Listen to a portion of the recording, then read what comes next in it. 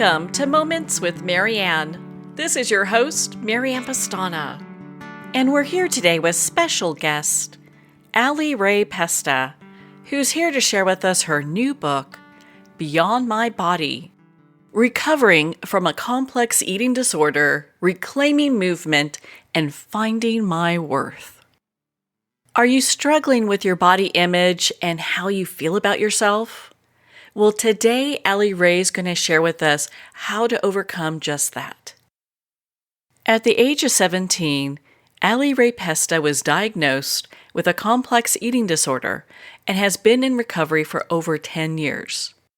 Raised in Cleveland, Ohio, and now living in Denver, Colorado, Ally works as an eating disorder recovery coach, a certified yoga teacher, and a certified run coach.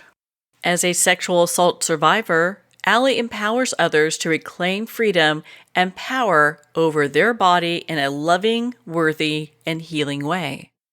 From both personal and professional experience, Ally leads events to use joyful movement to aid and support a recovery journey and celebrates body movement. With her unique approach to healing, Ally teaches others to embrace their freedom of movement, how to have a healthy relationship with food, and live a passionate, fulfilling, and deeply meaningful life of purpose beyond their body. So let's welcome to the show, Ally Rae Pesta. Thanks, Marianne. I'm so excited to be here. What an honor it is to have you here and to talk about this book. I've been waiting for this book to arrive. I'm so glad it's out. Share with us what inspired you to write this book.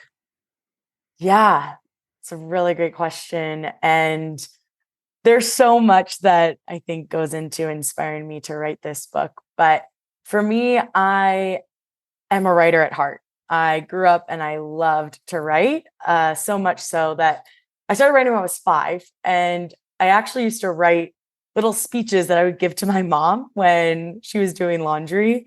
And for me, writing was the way that I saw the world. And it was also a way for me to slow down my brain. I had a very anxious mind growing up. And so writing for me was a way to just process everything that was kind of going on around me.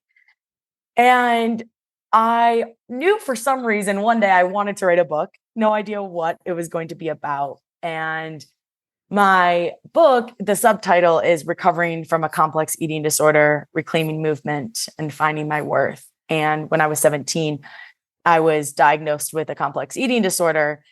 And when I was in the hospital, my sister actually bought me a journal because the prior year, when I was in the thick of it, I hadn't picked up a pen in so long.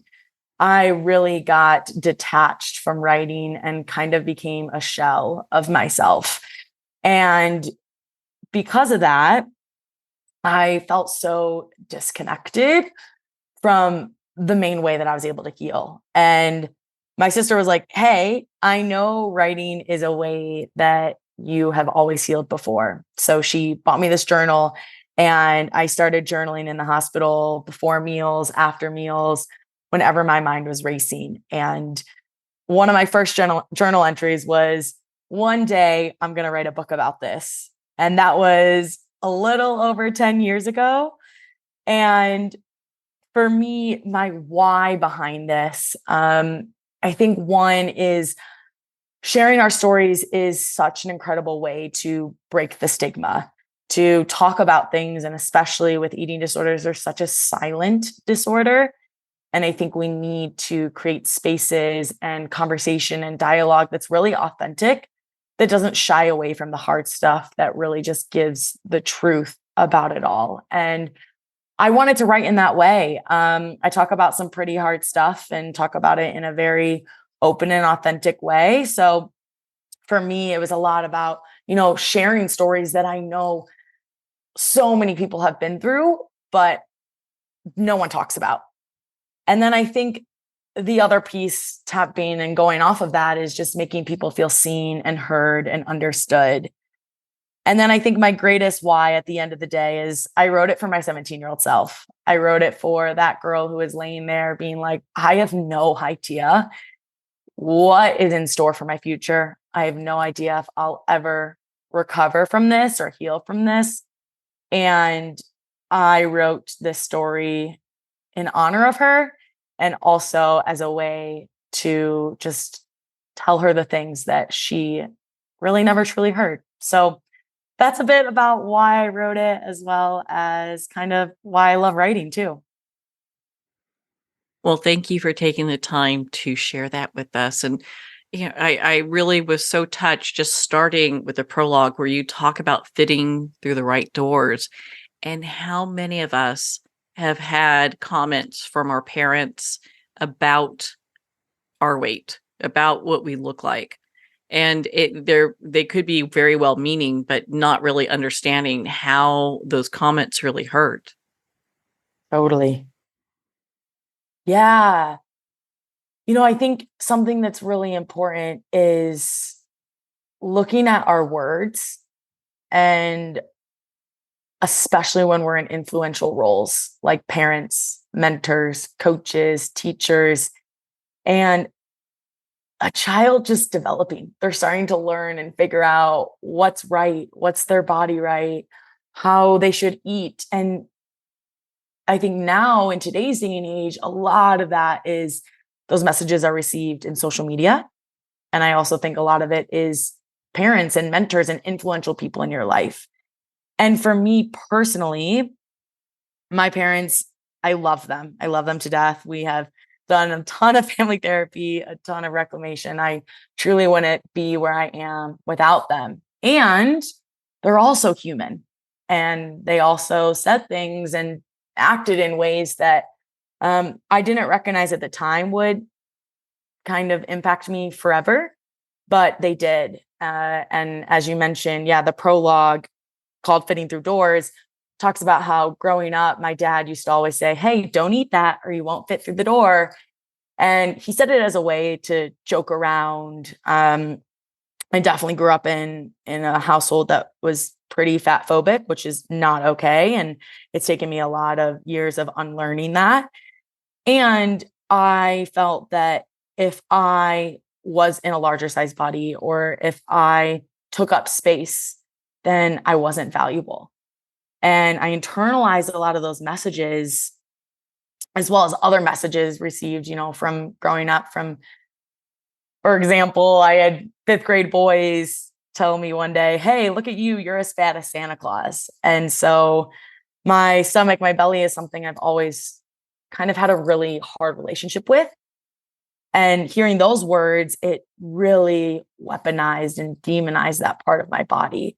So I think all in all to say is it's not just, you know, commenting on larger size bodies. It's even, I was on a conversation with a friend yesterday and they were talking about how they've always struggled to gain weight and would always get comments on their body. So all in all to say is just noticing how we talk about our bodies, and really that we don't need to talk about our bodies. One of my favorite statements is that our bodies are the least interesting thing about us. So the way that they look, their shape, their size, it really doesn't matter. It has nothing to do with your value and your worth as a human being. And I think that that is so important to remember, and also notice how you speak about your body and the way that you speak to others too. I found that to be so just impactful because I can't even tell you how many times I've had family members say the same thing where they'd be like, "Well, you're looking a little pudgy on the edges," and for an adult male to decide or make those type of comments where their biology is so much different than young growing up little teenage girls. I mean, you have to look at that and go, okay, well, wait a minute. And hindsight's 2020, but as we look at that, we kind of say, hey, those two things aren't all equal. I don't really feel like young people need to really be paying attention to that, although I'm sure it's hard to not listen to those messages. Totally. And I think it's not even just young people. And thank you for sharing your comments and your story. And I think what it really shows is just how screwed up society is. Um, Unfortunately, we equate smallness and thinness and fitness even in today's day and age with drive and with determination and whether or not someone takes care of themselves. It's as if we just look at someone and face value judge them based on the size of their body. And we have no idea how someone feels based off of what they look like. Someone could be in a larger size body and be the quote unquote healthiest person in the room. And someone else could be in a smaller body and may look fit and all of these things and be absolutely broken. And to talk about my personal experience, when I was at the peak of my eating disorder, I would get praises left and right. Like, oh my gosh, no one has as good of a work ethic as you. You're so strong. You're so determined. How did you get abs like that? Your flat stomach, on and on and on. And I think what's so screwed up about this and also about eating disorders and disordered eating in general is that you're getting praised for something that's consuming your life. And it's one of those disorders that's so backwards. Like we praise something just because of the way someone's body shape is, when at the end of the day, we know nothing about them. So I think it just brings it back of how we really need to change and speak up as a society and really say, hey, why are we making these comments on someone's body? Notice your bias. Notice if you automatically judge someone based on their body size and what type of person that they are. Notice whether or not you make those comments about yourself. And that self-talk is also so important. So I think we have a lot of room to grow. It's cool to see how we have shifted in regards to body positive, body neutrality, body freedom. There's a lot of people making change here. And I think we still have a lot of room to continue to grow and to continue to evolve. Because if we look at it also historically, like body and what is the ideal body has changed drastically. If we look back at like Greek times, right? It was like this voluptuous woman and that was prized. And then we went through the Twiggy era where it was like this super, super thin and supermodel. And then now it's this fitspiration. And it's this moving target that no one will ever achieve. And each of our bodies belong in different ranges. There's this theory called set point theory, which talks about how each individual body belongs in this certain range. And that range is going to change as you grow, as you age, menopause, whatever that looks like. And it's accepting that that set point is your experience and your body. And we cannot have an ideal body because everybody's set point is different. So really challenging what society is putting out in the current state of what is ideal body, and really also redefining what feels good and your relationship with your body. So I know you've mentioned this earlier. Would you mind sharing with us what a complex eating disorder is? I think a lot of times people may not really understand that. Yeah, that's a really great point. And I don't use the word complex to discredit every eating disorder in itself is complex.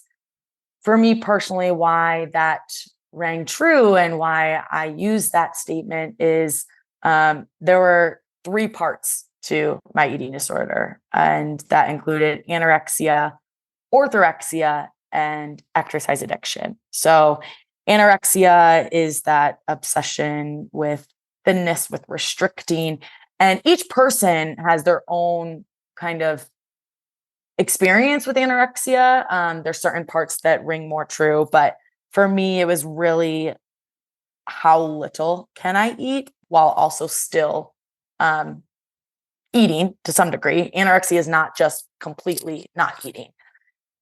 And I think that's what's kind of misunderstood about it. Even so much when I was diagnosed, my doctor was like, you have anorexia. I'm like, but I eat. And I just did not believe her because again, I was being praised for being this thin, fit person. And then orthorexia which we're actually seeing a pretty big rise in due to wellness culture, health culture, diet culture, and kind of more that toxic wellness culture. Because what that is really is that obsession with healthy eating, clean eating, to the point where it consumes you and you're checking every single label and you are cutting out all these foods, all these food groups that are not allergy related, and really obsessed with every single thing that's you're putting in your body, to the point where for me, I got to the point where if I ate stuff outside of my specific approved list, I thought those foods would kill me. My brain tricked me so much that it was like, well, you have to eat this amount, this small, the anorexia part. The orthorexia part was you can only eat from this list because the rest of the foods are poisonous. And then the exercise addiction, for me, I've always moved my body. I love movement, but it became a point of true compulsion. And I do describe it like addiction because all I could focus on from the time I woke up till the time I went to bed was, how can I move? How can I exercise? How much can I exercise? And the more and more I did it, the hits of dopamine, it required more exercise to be able to get that same feeling. So what started off as a small amount continued to grow and grow and grow and become all consuming. So when I pair those things together, the recovery aspect of it, they're all connected. And I think a turning point for me was recognizing that I had to heal them all. And at first it was really focused on, okay, let's just get you fueled again. Let's get you eating again. Let's feed your body, and more focus on that anorexia part. And then starting to slowly like cross foods off the fear list, starting to get okay with foods. I'll tell a little story. Olive oil, for example. I was terrified of olive oil. For some reason, my mind told me that it was the most poisonous thing. And then I had this epiphany with my friend one day, and we were cooking, and I was like, wait, is olive oil really just made out of olives? And he's like, yeah. And it was just this moment of like, whoa, my brain has tricked me so much to think that this thing is the devil when it's just olives. So a lot of that was starting to release some of that beliefs about how clean or the number of ingredients and whatnot, and really introduce foods again. But I think the biggest piece that was left out of my early recovery that I started to reclaim when I went to treatment and actually worked with a sports psychologist and a doctor, all focused on movement, was, how do I heal my relationship with movement? Because it's really important. It's important to move our bodies. And I love to move my body. But how do I move in a way that's life-giving and not life-taking? So when I pair those three things together, it seemed like, okay, one day movement was good, but then I didn't want to eat, or I wanted to eat, but I would only want to eat X things. And it was just this constant like pendulum swing of one thing's good, but then the other is falling down. And it was just recognizing that because of it, it's going to be a very nonlinear, and it's going to take time, and a lot of time, to heal and to really make everything work again. So that's why I say complex, just because it was one thing here, then one thing over there. But I feel that the more and more I started to heal some parts, it helped to heal the others. I think that's very encouraging for a lot of people to hear. I pretty much, I mean, I grew up in California. It seems that there are a lot of people at war with their body, having to look a certain way. Do you feel that a lot of people are in that kind of repetition? Yeah. Um, I unfortunately think with the repetition and with the compulsion, I do see so much disordered. There is a very key difference between disordered eating or disordered relationship with body or disordered relationship with movement and eating disorder. And all of them are valid and all of them deserve help. I think our society, unfortunately, has perpetuated this relationship with food and movement and body that is pretty disordered. And I think it goes back to what I said before of what we praise. And when we look down upon someone for not moving their body, or for being lazy, for taking rest, or for, oh, you ate X thing. And so much we put morality on food, like this food's good or this food's bad, when at the end of the day, like, food is not good or bad. It is. Sure, there might be some more foods that are more nutrient dense than others, and food is just food. But I think the way that we look at food and the way that we praise movement, it creates this cycle of, oh, I need to do X things in order to be worthy. And I think the other piece that kind of plays into it too,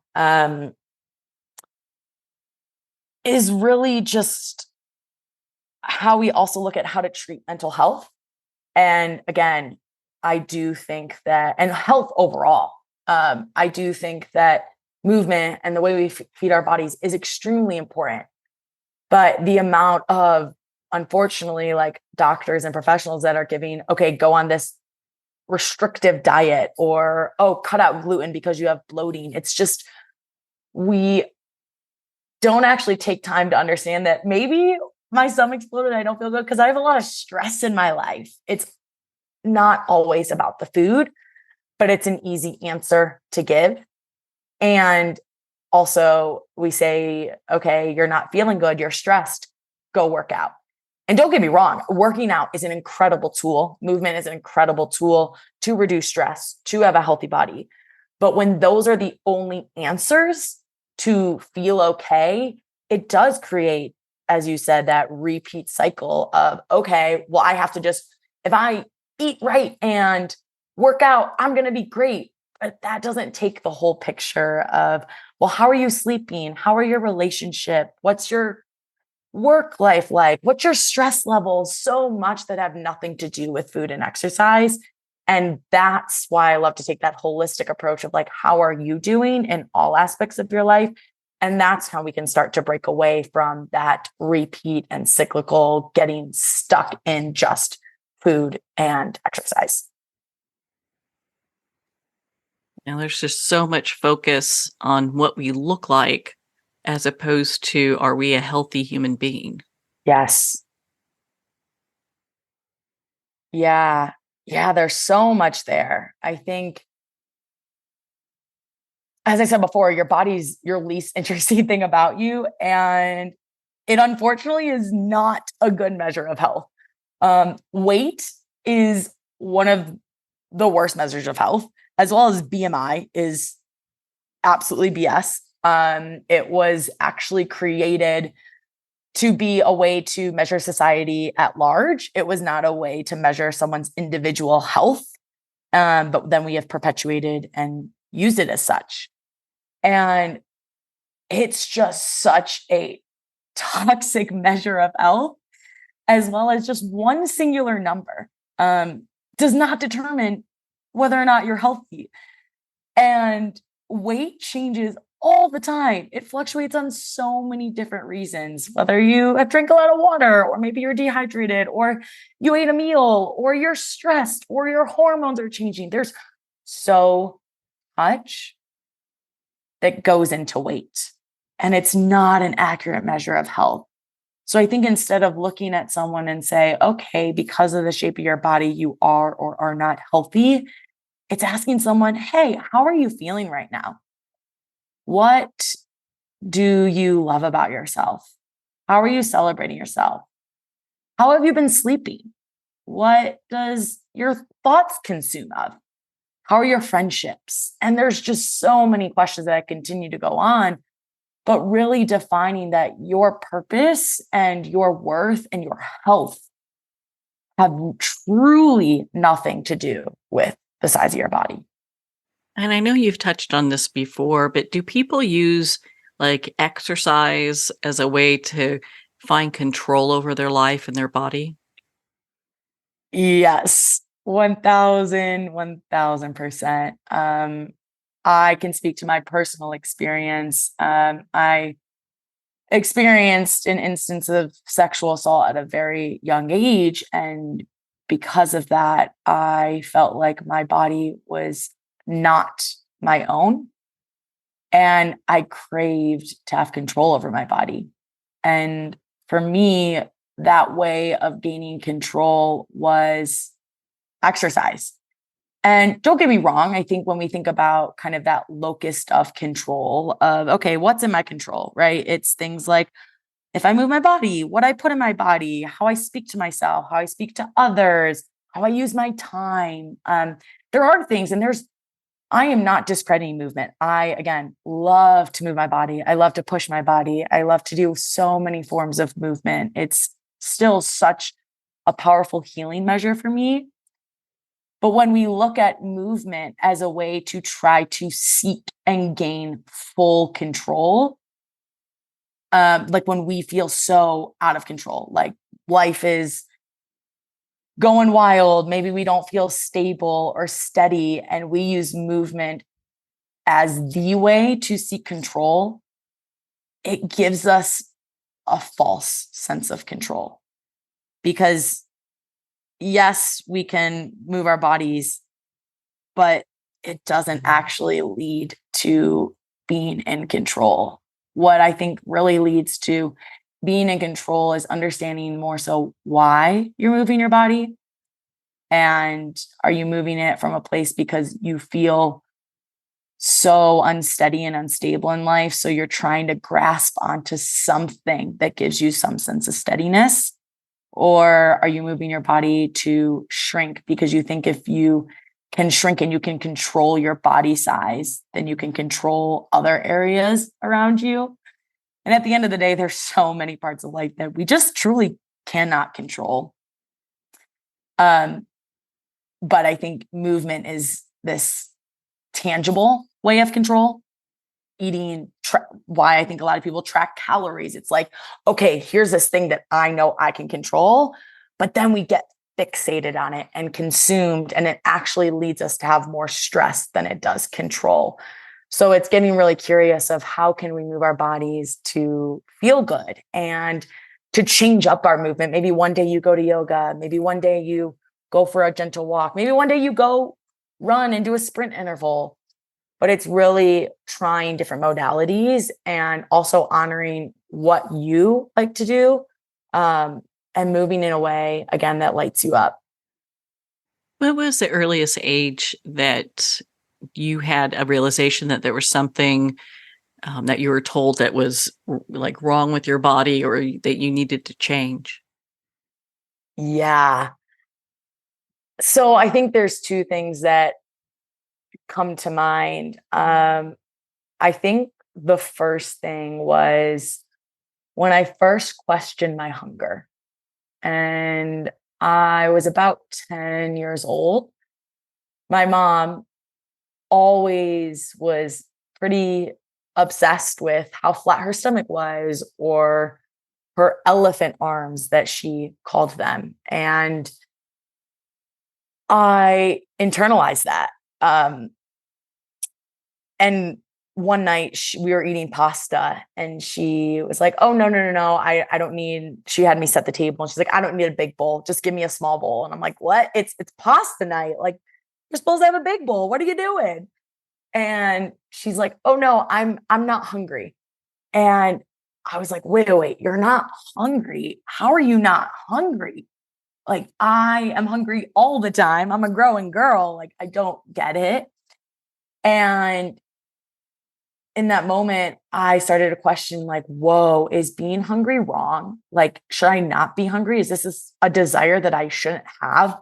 Like, why am I hungry? Oh, is that how she sees thin? Is this how I'm supposed to get rid of my belly in my body? And on top of that, a lot of, I think, the messages that led to me questioning my hunger was I matured at a super early age. I had pretty large chest by the time I was in 7th grade, got sports bras by the time I was in 4th grade. And I was wearing, size 14, 16 when all of my friends, it seemed, were wearing size 8.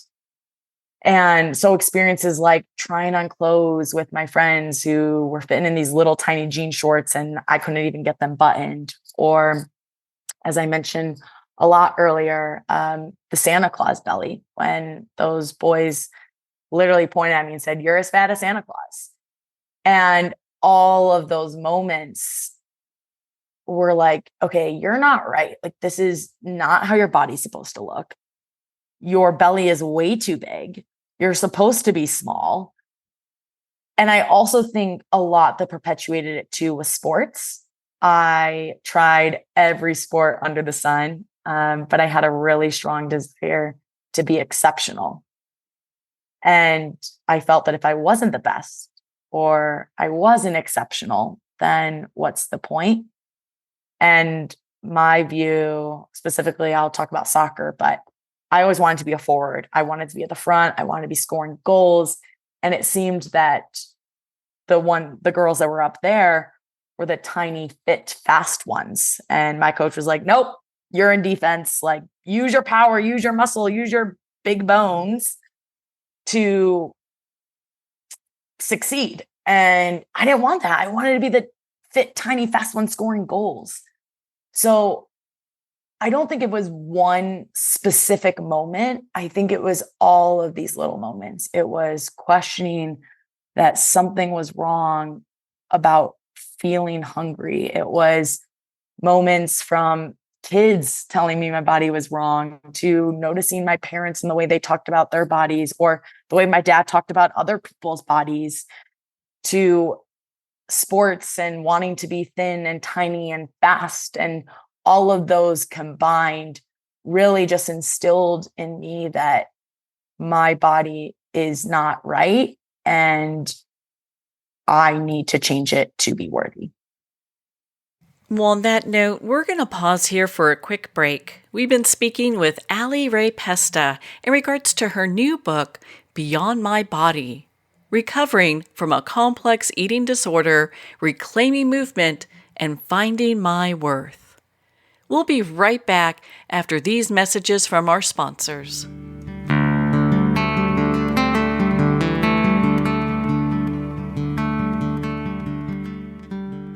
Dr. Richard London, who has 25 years of experience being known as the Man of Steel with the Heart of Velvet, presents the Life Wellness System, The Road to Yes, a mentoring system that brings you to becoming a wellness heir. Imagine having wealth, wellness, love, peace, and spirituality in abundance and balance now. Visit doctorateoflife.com or call 720-213-8021 for a free 15-minute wellness evaluation. Hi, this is Jana Wilson, author of Wise Little One, Learning to Love and Listen to My Inner Child, a best-selling prescriptive memoir in inner child healing. I'm also the founder of the Emotional Healing System. The inner child, simply put, is your feelings, both positive and negative. If you'd like to learn to love and listen to your wise little one, pick up my book at Amazon or visit my website at janawilson.com. It's never too late to have a happy childhood.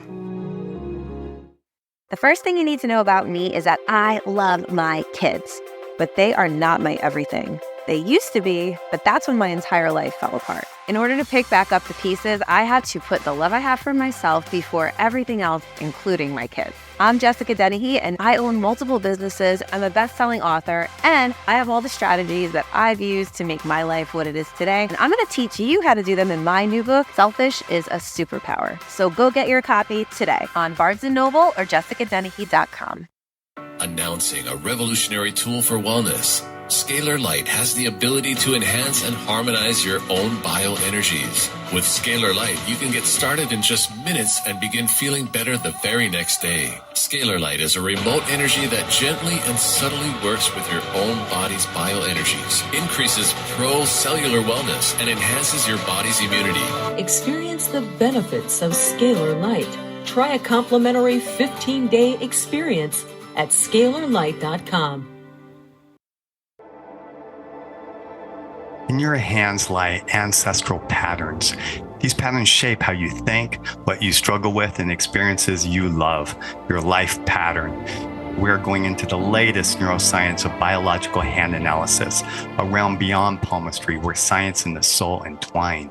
Hand analysis is the latest method to transform lifelong patterns. I am Master Hand Analyst Brent Bruning. Join us and visit thepowerinyourhands.com.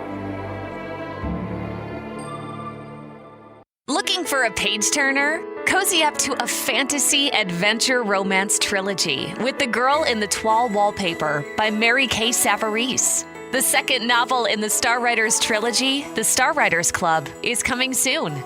Take the journey. Connect with Mary at www.maryksavarese.com. Her books are available on Amazon, Barnes & Noble, and all indie bookstores. Pandemonium. Fast forward 20 years. A U.S. president seizes control of all U.S. missiles, the power grid, the banking system, and every computer in America as he hides in an underground bunker. Pandemonium, a captivating sci-fi thriller where a hidden war, psychics, aliens, artificial intelligence, and transcendental love collide with the latest media technology. Pandemonium, live to all devices. Get your copy on paperback or digital. Free sample at getpsychic.org. With Breath Hub, you'll experience the transformative power of breath as it harmonizes your body, mind, and spirit. Recommended by experts in fitness, sports, psychology, and medicine. Meet the scientific way of being well. Breath Hub. Breathe better, live better.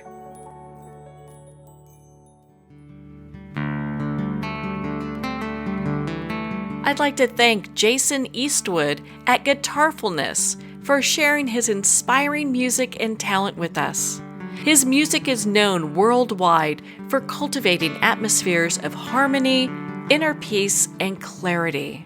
Visit Jason's website at guitarfulness.com. Join his newsletter, be part of his community, and download his music.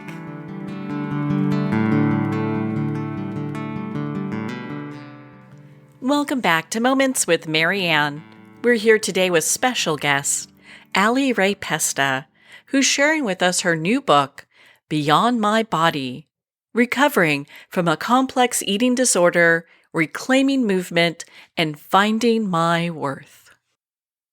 In your book, you talk about how you are on such a strict diet that you are rationing how much you ate down to 5 raspberries, 2 egg whites, and a tablespoon of brown rice protein powder.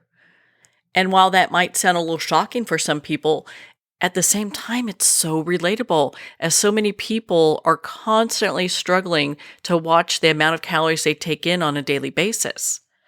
I think most people are rethinking their food choices throughout the day. Am I overdoing it? Do I need to cut down my calories to be less than what I'm doing? I can definitely see the parallels through the description you have in your book about that period of time and how relatable it is to so many people now. Yeah. So that was at the peak of my eating disorder. And I want to put kind of a caveat of that was extremely disordered. So please do not use this as nutrition advice or medical advice. This was not good. And I was so fixated on, I had my little, 5 raspberries a day. It was the only sugar I allowed in my body, and had a Quest bar and carrots. And that was like all I ate. And it goes back to that anorexia of eat as little as possible, but still eat. And then paired with that orthorexia of this is what I deemed as healthy and my allowed food. So at the peak, that was the only things on my allowed foods, and maybe some chicken every once in a while. And I think shifting into that is just complete restriction and depletion, and why I became a shell of our human. And our body knows. I think, we as babies, if you think about, I don't know if you've watched a baby eat anytime recently, but if you haven't, like, just picture watching a baby eat, and they know, right? When they're hungry, they scream and cry and grab for the bottle. And When they're full, they push the bottle away. We are intuitive. Our bodies know, but we grow up and we receive these messages of what is right, what is wrong, what to eat, what not to eat, how many calories, this and that we start listening to those messages, and that overpowers the intuitive nature that our body needs. And I am a big do not track calories person. I do not think we need to really pay attention to calories because our body knows. Our body truly can tell us when we're hungry and when we're full. And this is a lot of work that I do with my clients one-on-one, is really looking at paying attention to your hunger and fullness scale and not waiting till you get all the way to, oh my gosh, I'm starving, I could eat anything under the sun, and not getting so full that you are as full on Thanksgiving dinner. It's really staying in that range. When you start thinking about food or noticing food, those are often first signs of hunger. And then when, okay, this is getting less and less enjoyable, that kind of law of diminishing returns happens too with food, and noticing and taking breaths and taking pauses and eating mindfully and recognizing when you're full. And when we start to eat intuitively and pay attention to those hunger and fullness cues, calories don't matter, because we are giving our body what it needs. And that's also the greatest form of self-care. It's saying our body's like, hey, this is what I need. And we're like, yep, I got you, body. And that's how you build that body trust. And again, then why calories don't matter. And it's also that changes from day to day, right? Like you could have a day where you're a lot hungrier than the day before, and that's okay. And if we confine ourselves to this number, we're not going to give our body what it actually needs. Like, we're not robots. We are not meant to eat this exact same amount of food every single day. If we were robots, like, I don't even know, just give me chips, whatever that looks like. But we're not. We're human beings. We evolve, we change, we grow, we have different needs day in and day out. And by letting ourselves listen to our body, by giving permission to also not only listen to hunger and fullness cues, but get curious about, what do you want? How do you want to fuel your body today? Maybe that is a salad with chicken, or maybe you're like, oh, I'm craving some Thai food, or maybe you want some ice cream. But when we actually get curious and mindful about what our body wants, we can get really in tune. And that's when we start to build that body trust. And that also ties back to what I mentioned earlier of that set point theory. When we are giving our body what it needs, it will land. It will land in this range that it wants to be. And for me, that has given me so much fullness in life. And it was really hard, and it still can be hard. And my brain is not occupied by numbers or calories or thoughts. My brain is now consumed with space to be creative, to be present with friends, to go on adventures, and to do things in life that matter. And the number of calories that you have in a day doesn't freaking matter. What matters is that you can live a purposeful life. And that starts by fueling your body in the way that it's asking. And for our listeners who may be at that point where they're so counting their calories every day, and at this point where it's to the extreme, how do they start backing off?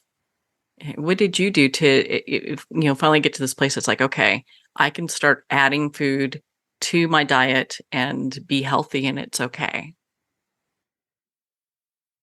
Totally. I'll touch on a few things. I think first is get support. You're worthy of support. You're deserving of support. You do not need it to be at X degree to feel like you're worthy of support. Having that person there that knows, and specifically working with someone who has experience with disordered eating, maybe not eating disorders, but with disordered eating in that space, is so important. It's just having that extra guidance so that you know you're not alone, because it can be really hard, especially when the rest of the world is telling you the opposite message. I think one of the lines in my book is, it's really hard to gain weight in a world that's trying to tell you to lose it. And that's why I think having someone that can help you challenge those voices, that can help you to take those small steps. And in regards to action, if maybe you don't want help or you want to just start this on your own, one step at a time. I think my biggest learning from my own journey was I really tried to recover super fast, and I didn't give myself the space to just grow and to take it at my own pace. And I thought that if I didn't heal fast enough, then I'd be a failure. And you're never a failure. And taking it slow is truly honoring yourself. And so I'd say one tool that can be really beneficial is kind of making a chart of green, yellow, and red foods. So green is like foods that you're good with, you enjoy eating, you love them, great. Keep them in the green space, keep eating them. Yellow would be foods that maybe you're not as comfortable with. Maybe, you used to eat them in the past, but maybe you started cutting them out, or you want to try them, but you're kind of scared. And then red foods would be off limits. Like, you do not eat them. You're pretty terrified of them. You can feel kind of that visceral reaction of anxiousness, shaking hands. Maybe you've received bad messages about them. So I'd say maybe just start getting inquisitive and starting with that green, yellow, red list. And then each week I would try one food, and it doesn't even have to be every day. One food, and start with your yellow. Don't feel like you have to go all the way to red, because it's those small steps that you gain that you remind yourself, hey, I'm good and I can do this. And it's like building blocks. It's like Legos. You need to stack the foundation in order to keep growing it taller. So take that yellow block and take that food that might be scary. And if you don't get support, maybe tell a friend that you trust or a family member, like, hey, I'm kind of struggling. This is what I'm going to do. Can you hold me accountable? That extra accountability piece is really, really helpful. And then start there. And maybe you just do it once a week.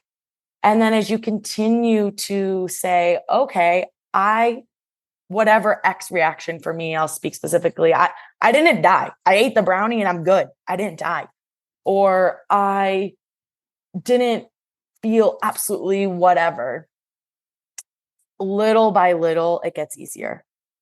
Little by little, you can start introducing more and more. And it's those incremental steps that you can take to continue to build that trust with food again and with your body again. And if you don't have like a one-on-one support, also joining community groups. There's so many out there, whether that's on Facebook or Instagram or other areas that are just people supporting people to really challenge those diet myths and to really support you in your own journey, because it can be really freaking lonely. And just know you are not alone in this.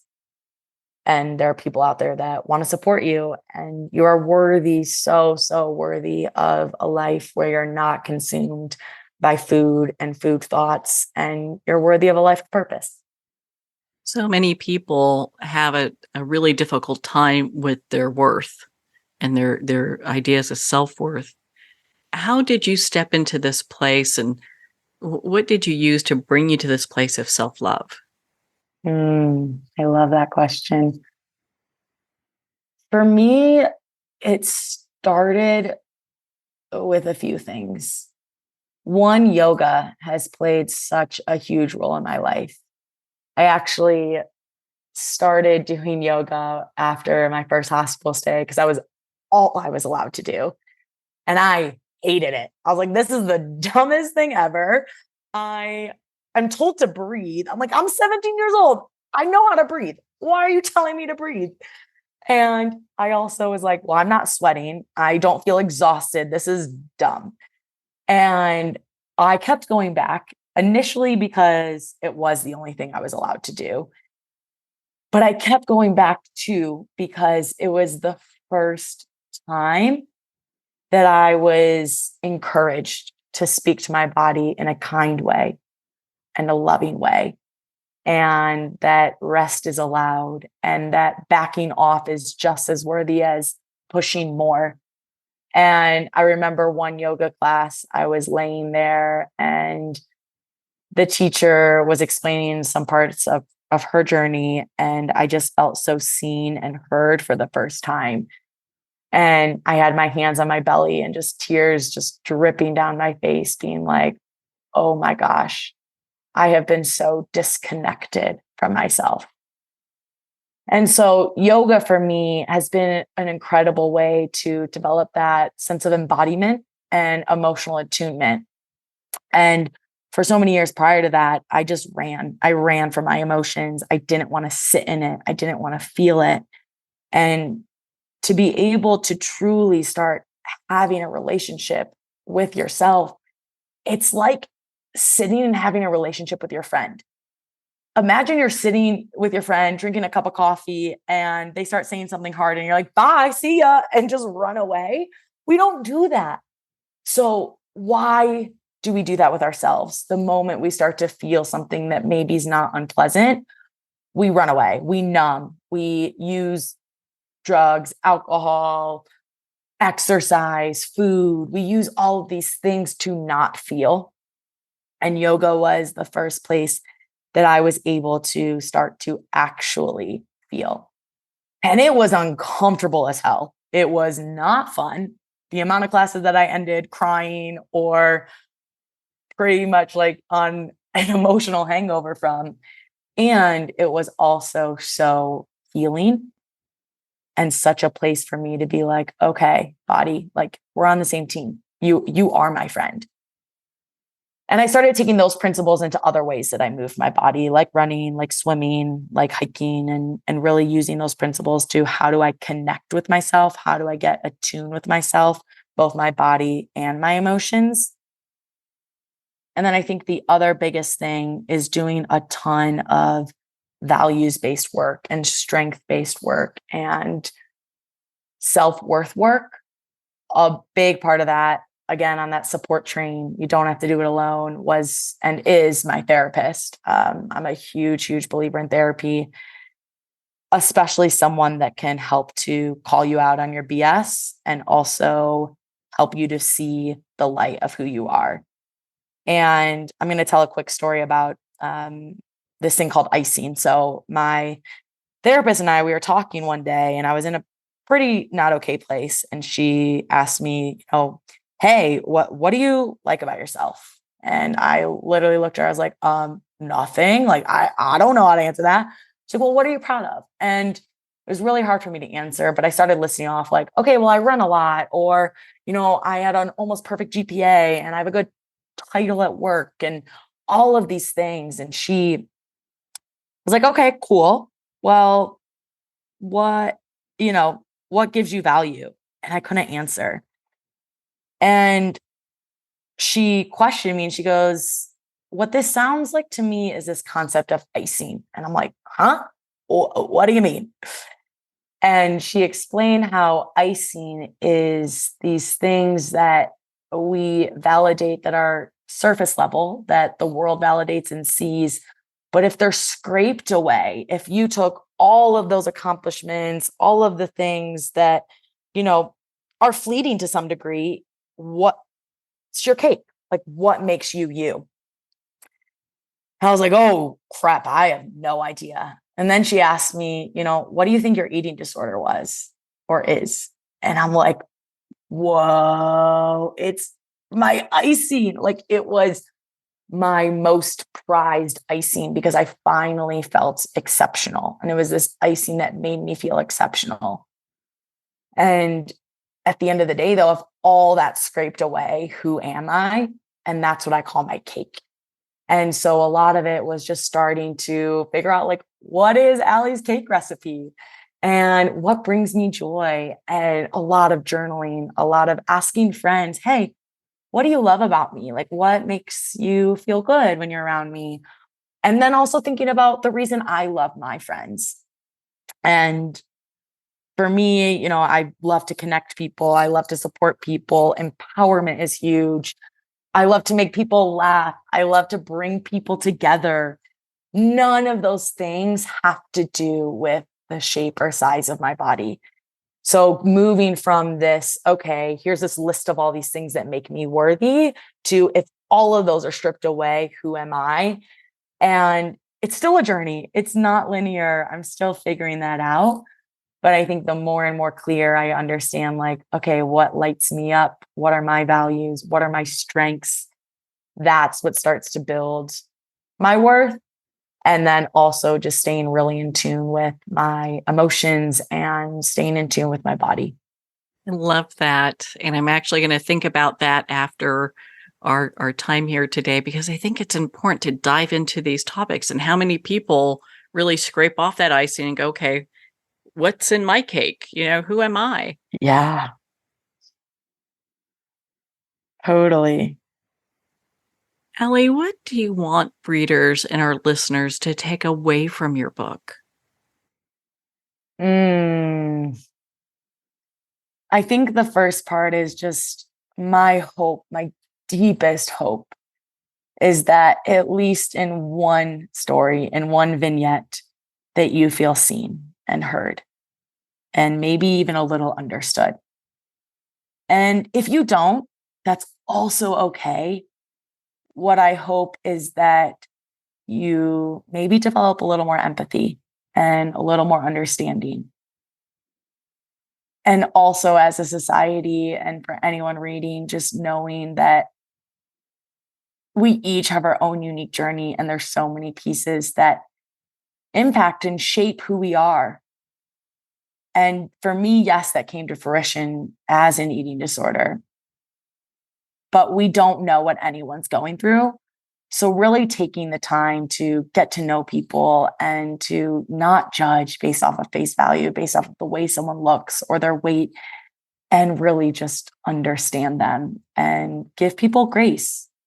And I think too, just that eating disorders are the farthest thing from being just about vanity and about thinness. Like, there's so much that goes into it. And I'm really also hopeful that this book provides hope and inspiration that healing is possible, that recovery is freaking possible, and that one day the light, if you are struggling, the light will be back in your eyes, and you will have joy again, and you will find hope. And I hope that in these stories, you may see parts of yourself. And also, as you continue to read more and more further into the book, that you see the evolution, that you recognize how nonlinear it is, and that you also find hope knowing that you can heal and you can continue to heal. So let's say someone wants to work with you in regards to coaching. What type of coaching do you offer? Yeah, I take a really holistic approach. I I laugh because I have many friends and family. They're like, "You just do so much," and at first, I felt very defensive with that answer of being like, "Well, I'm just so curious," and that's true. I am, and I think the reason why I offer different services and have different titles and bring it all together is because healing in life is not just one thing. It wasn't just the yoga that made me heal. It wasn't just really healing my relationship with running that made me recover. It wasn't just the writing. It wasn't just the therapy. It's all of these different things that come together. And some moments, yoga might be really beneficial, and others it might be more running, and others it might be reaching out to friends. I like to think of it kind of as a toolbox. And so I like to think of myself as that coach that provides you with a wealth of a toolbox. So I do work with clients with disordered eating, with eating disorders further along in recovery, or if you have a really you have a solid team with a nutritionist, a therapist, and I would be that advocate for you as a coach. I also offer yoga teaching, group classes, private classes, corporate classes, as well as run coaching. So whether or not you just want to start running or you're looking to run a half marathon or a marathon, I've coached them all. And I say all that is those are individual services, but I also work with individuals on a one-on-one basis to figure out how do we bring all of those things together. So maybe we combined some sessions, we're doing more of that talk coaching, and some sessions, maybe we do more yoga therapy. Maybe we also incorporate a movement plan. So really customizing it to the individual, because I am a firsthand example of how many different things it takes to heal. So I want to make sure that people that I work with also have that ability to have all of those different things. And also, if I can't provide everything to you, I have incredible network that will partner, and we'll make sure that we get you to where you want to be and living a life of purpose beyond your body and empowerment and freedom, true freedom. I think that's so empowering to be able to have somebody that you can have as a coach to work with. I like how you have it called anti-diet intuitive eating, being able to work on one's, self-worth, and also getting out and doing movement. And maybe there are people that want to try running, but maybe they're afraid to do it by themselves. And to have somebody there to be with them, how great is that?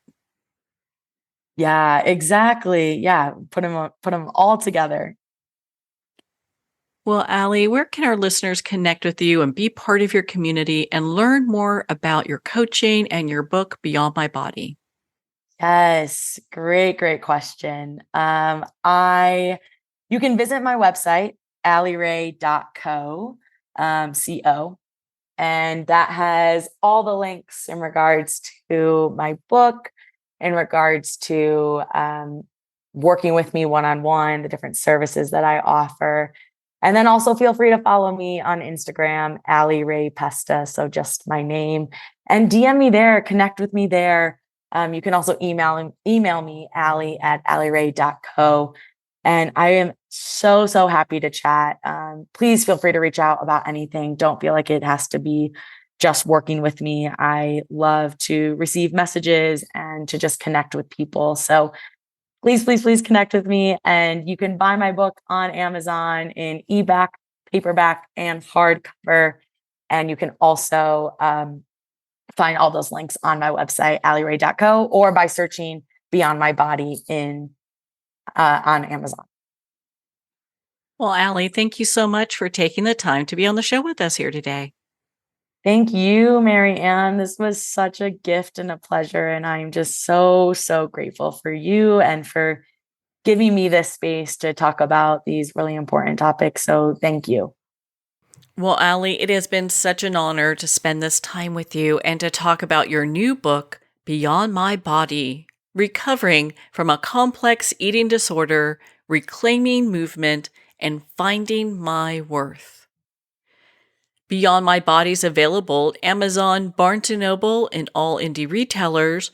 Remember, support our indie bookstores. If you don't see it on the shelf, just ask for them to order it. You can also learn more about Ally and her book at her website, Ally Rae, which is ALLYRAE.co.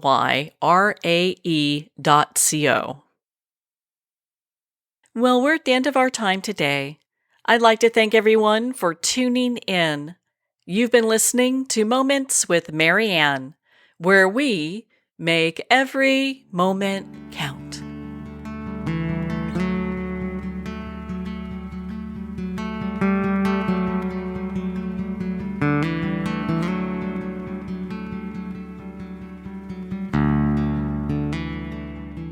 In a single moment, your life can change. Moments with Marianne is a transformative hour that covers an endless array of topics with the best of the best. Her guests are leaders in their fields, ranging from inspirational authors, top industry leaders, and business and spiritual entrepreneurs. Each guest is gifted and a true visionary. A recognized leader in her own work, and while teaching others to develop, refocus, and grow, Marianne will bring the best guest and sometimes a special surprise. Don't miss this. You never know just which moment will change your life forever. Make sure to tune in and visit momentswithmarianne.com for more information.